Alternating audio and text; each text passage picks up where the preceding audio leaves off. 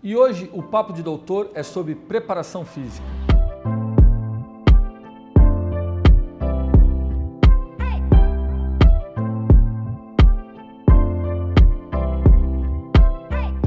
Olá, eu sou Williams Ramos, gerente médico da Apsen, e hoje vamos conversar com o Dr. Thiago Santi. Dr. Thiago Santi é educador físico e doutor em educação física pela Unicamp. Dr. Thiago teve passagem em vários clubes de futebol e é autor de livros sobre futebol e futebol de salão. E não se esqueça, se inscreva no nosso canal e ative as notificações. Para a gente começar esse bate-papo de preparação física, o atleta é uma pessoa saudável? Doutor, essa é uma pergunta muito complexa, né? O atleta profissional, ele é uma pessoa saudável, ele tem um acompanhamento quase que diário com o médico, né? Então ele tem o contato, clinicamente ele é avaliado quase que diariamente, né? Óbvio, de acordo com o tamanho do seu esporte, né? Ele vai ter um acompanhamento mais próximo de um médico, né? Ou não, mas sim, ele faz uma bateria de exames para poder estar inserido no processo de treinamento. Então ele é um atleta saudável. Consequências do esporte que ele venha a praticar pode futuramente gerar algumas complicações, né? Por exemplo, um atleta que tenha várias lesões, por exemplo, de joelho, um jogador de futebol, ele pode vir, depois de aposentado, ter complicações, né? O implante de quadril às vezes acontece, né? Um jogador de futebol americano, antigamente, quando não tinha uma proteção tão eficiente do capacete, gerava danos neurais graves, né? Com a evolução da tecnologia, com a evolução da segurança do esporte, isso aí foi diminuído. Mas, no geral, ele é uma pessoa saudável, que pode vir a ter complicações se tiver algumas intervenções perigosas durante o percurso da carreira. Em relação ao esportista, esse a gente não sabe. Isso a gente pode encontrar um esportista que seja saudável, né? Ou aquele que trabalha o dia inteiro e resolve ir jogar um futebol com os amigos no final da noite sem ter um acompanhamento médico, né? Mas o ideal é que todos, seja o atleta profissional ou seja o esportista do final de semana ou aquele que pratica uma vez por semana o esporte preferido dele, o ideal é que ele tenha um acompanhamento médico. Perfeito. E daí qual seria a diferença entre atividade física, o exercício físico e o esporte? Apesar dos três ter conceitos diferentes, o mais importante e o que é unânime é que todos eles fazem bem à saúde, né? Todos eles combatem o sedentarismo. O sedentarismo é esse que vai levar à obesidade, né? E a obesidade que vai levar a outras tantas doenças crônicas que a gente acompanha por aí. Mas a atividade física é aquele comportamento de movimento do corpo. Ou seja, eu posso estar fazendo uma atividade física brincando com meu filho numa piscina, num parque, simplesmente caminhando para o meu trabalho ao invés de pegar meu carro. E outra coisa que é importante também é o sedentarismo oculto, que é pelo home office ou aquelas pessoas que trabalham em escritório que ficam o dia inteiro sentado. Isso aí é um perigo para a saúde. Então, o simples fato de eu levantar da minha cadeira de 1 em 1 hora para ir hidratar, beber uma água, né? Isso aí já é uma atividade física e já faz bem à saúde. Já é combater o sedentarismo isso. E a gente pensando no exercício físico, o exercício físico é quando ele é planejado, quando ele é organizado, quando ele tem um objetivo de manutenção ou de melhora de alguma capacidade física, seja a flexibilidade, seja a condição aeróbia, seja a força. Então, todo exercício físico, ele é uma atividade física, mas nem toda atividade física é um exercício físico. Já o esporte, ele vem para o lado competitivo, ele vem para o lado específico das ações, né? Então, é você realizar ações específicas, como o futebol, como o vôlei.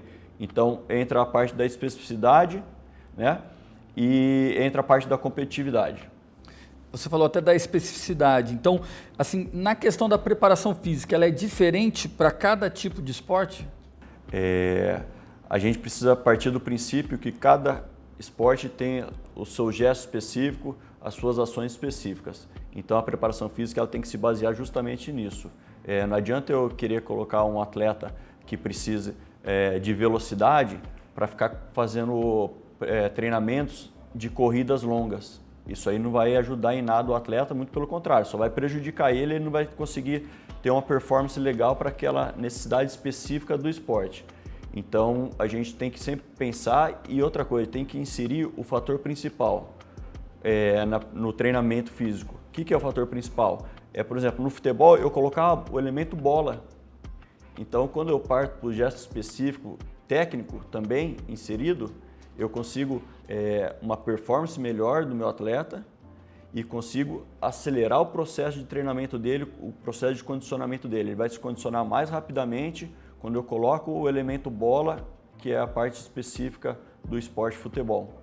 Bom, já que você já falou um pouquinho de futebol, como que deve ser feito, de modo geral, o treinamento de um atleta de futebol? E quanto, assim, a diferença para um indivíduo que é sedentário, que vai treinar?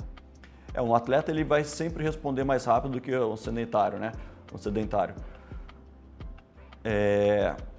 O que a gente precisa?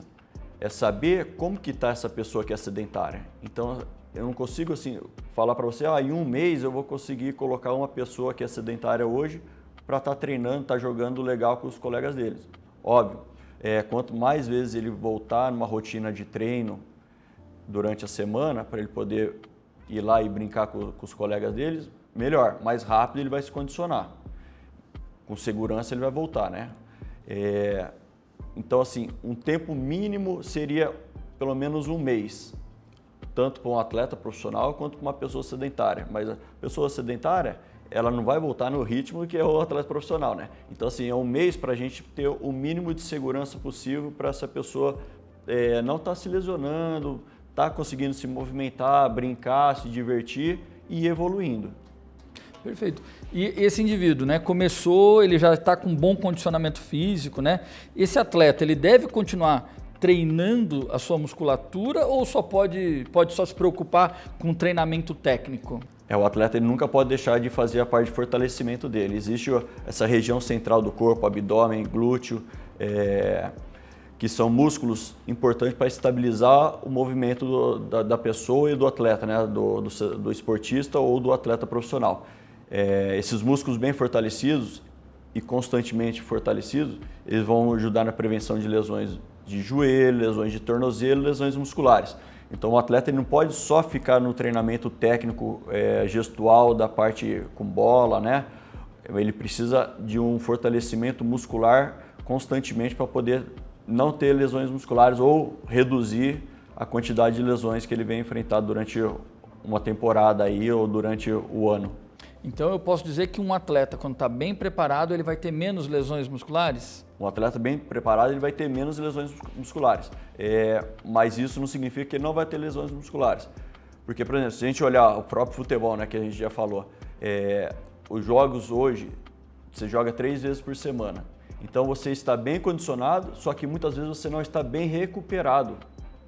Então o atleta ele vai mal recuperado para o jogo, vai machucar da mesma forma, né? Mas óbvio, se ele estiver bem condicionado, a tendência é que ele tenha menos lesões musculares, que são as principais lesões dos atletas, né?